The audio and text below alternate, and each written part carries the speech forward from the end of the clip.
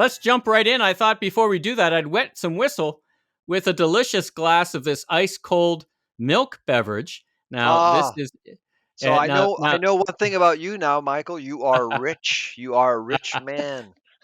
Well, as you can see, I'm enjoying it in a champagne glass, which I thought would be an appropriate vessel. Let me just take a drink of this of this fine champagne of dairy here. Mm, I do like milk, but yes, champagne and what does champagne and milk have in common?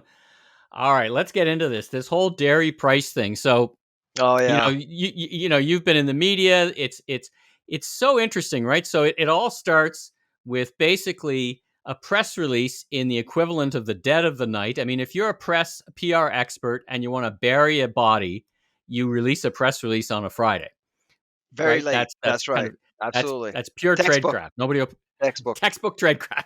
Nobody's going to pick this up. So, 8.4% increase in dairy prices announced by the CDC. Everybody flips out. The restaurant guys are flipping out. Grocers are flipping out. You're flipping out. And I want to get to the core of the issue here because basically it's not a surprise to anyone, I think, that prices are going up. We've been talking about food inflation. I'm sure we're going to have more to say about that. Absolutely. We've talked about milk and dairy as a public good, so I want to hear more about that. It seems, if I can boil it all down, it seems because I've seen arguments on your social media and other feeds about the farmer saying, well, listen, my price of feed's going up. I need more money. On the other hand, it seems if I boil it all down, your core is I don't see the data. You're basically, you got a Canadian flag on your logo. That means you belong to us. You're a taxpayer. You're a common good. The CDC replies, dude, we've shown all of our data. You should just go away because you're now being whatever. And you're like, it's day 10 and you still haven't said where's the I haven't heard data and anything. who's the No. firm, Three which three you're kind of, emails. you, so you haven't, so again, it's been in the news. Unpack this for us and kind of give us a short history of time, why it's a concern, what role the CDC play, because not everybody knows. They're an organization, arm's length, Crown Corporation. And then what essentially your thoughts are as we, it's spilled milk under the bridge at this point, I guess. We're going to be paying more for dairy.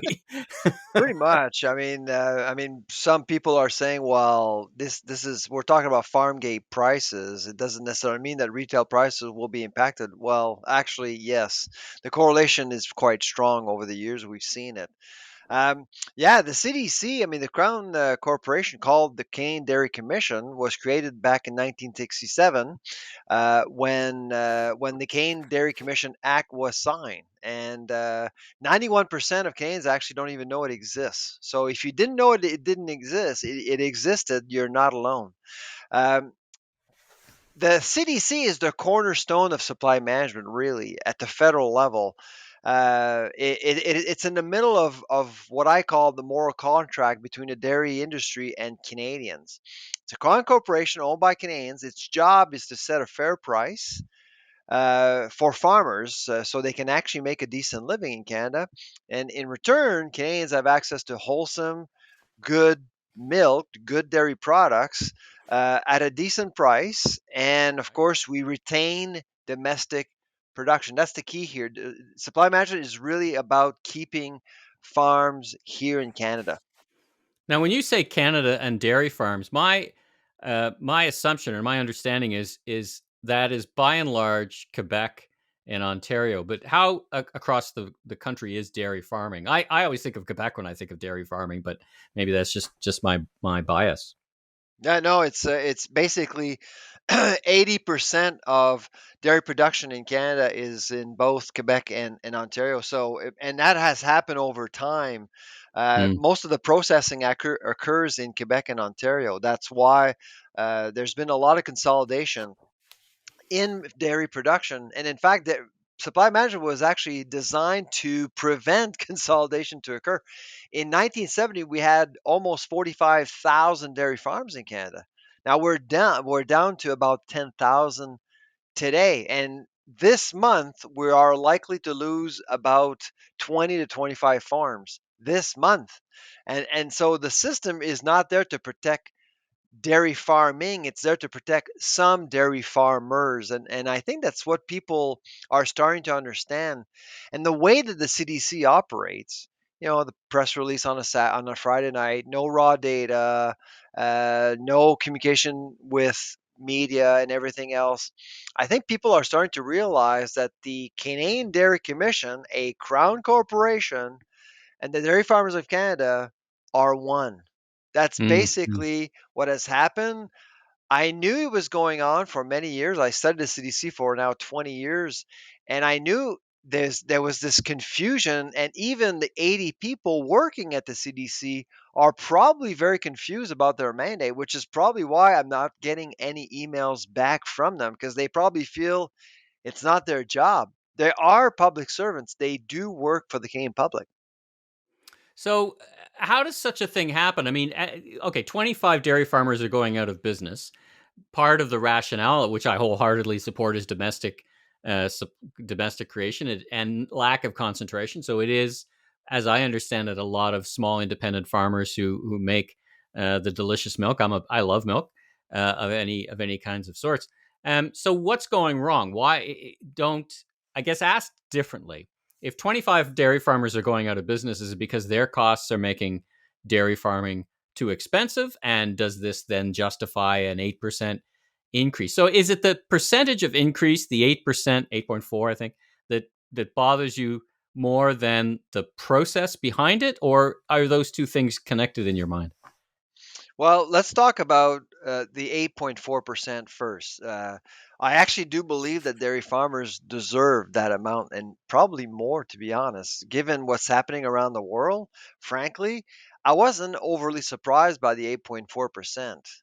The the concern that I have is transparency and governance. Mm. I mean, who sets, who recommends the 8.4%, and how did they come up with the 8.4%? I've had that question every single year. We're talking about it this year because it is 8.4%, which is a lot, and 12.4% for butter.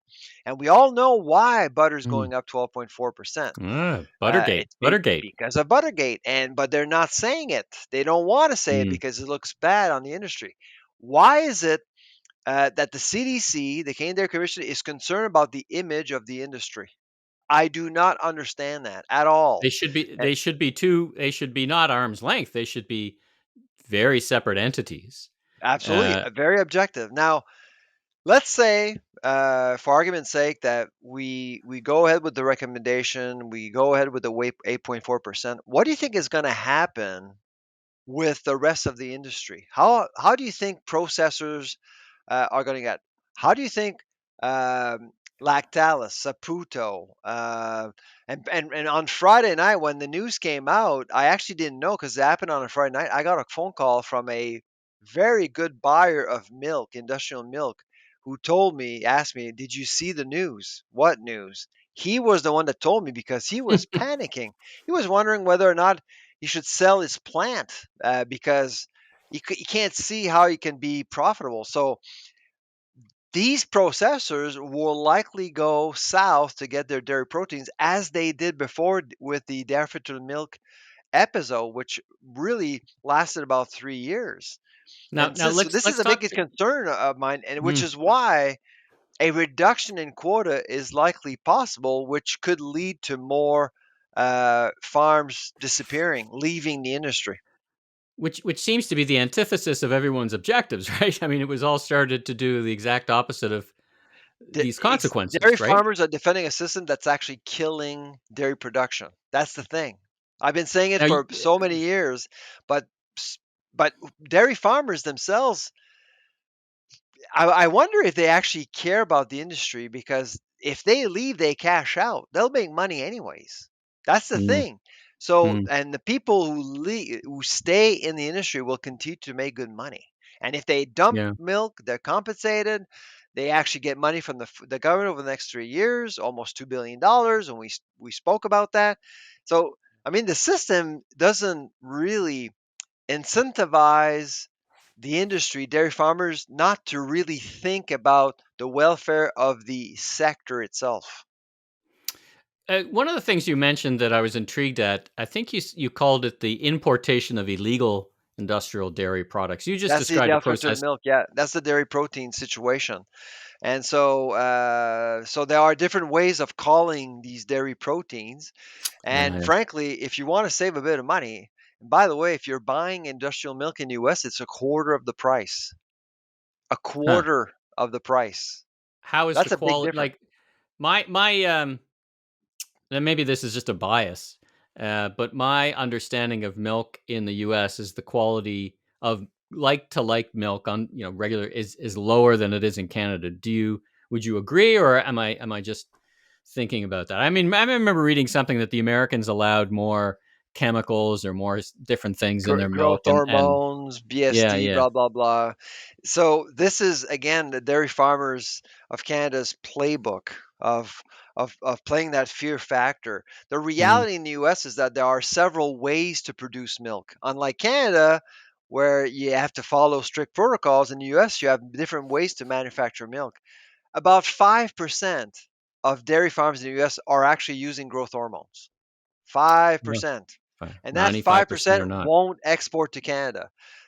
Hmm. Canadian, do you think that Lactalis or Saputo and AgriPro don't care about the quality of their products? Of course they do. Of They course they do. won't Of buy course they do. crap. But if they can actually buy good quality product, good quality mill for a quarter of the price, why wouldn't they? And that's the thing that Hmm. concerns me quite a bit. All right. So, two questions, and then we'll kind of wrap this up. We got lots of other stuff to talk about.